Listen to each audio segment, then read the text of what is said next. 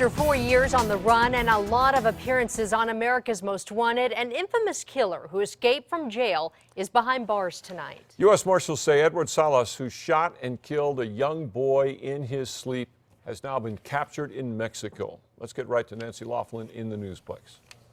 Well, Dick, this is one of those murders that shook up a lot of people around the state, and the idea that one of those killers managed to escape and then vanish for so long haunted police and prosecutors. Tonight, though, they can go to sleep with a smile. Salas and a group of other men fired 9 bullets through a window into a Clovis home back in 2005. 10-year-old Carlos Perez was killed while sleeping in his bed on the night before his 11th birthday. Police think his older brother was the intended target. Salas was convicted and sentenced to 56 years, but escaped from the county jail in Clovis in 2008 by breaking into a closet, climbing up a pipe, and cutting a hole in the ceiling. Sources told us months ago they knew he was in Mexico.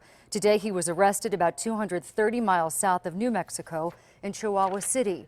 U.S. Marshal Conrad Candelaria says he believes Salas had help from family and friends in hiding, but he can't say much more about the manhunt right now.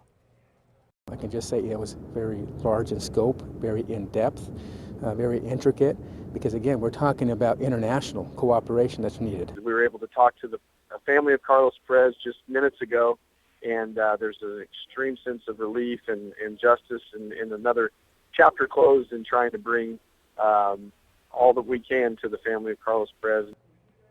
Now, America's Most Wanted has featured Edward Salas numerous times, so somewhere John Walsh is also smiling. Governor Susana Martinez is at a border governors conference right now here in Albuquerque. One of the attendees is Chihuahua's governor. Her office tells us tonight that she has been working closely with him this year to keep him in the loop on the manhunt for Edward Salas. Back to you. All right, Nancy, it could take up to a couple of months to get Salas back to New Mexico. Earlier this year, they captured another fugitive from the Carlos Perez murder. Noe Torres had been on the run since that killing, and he was also nabbed in Mexico.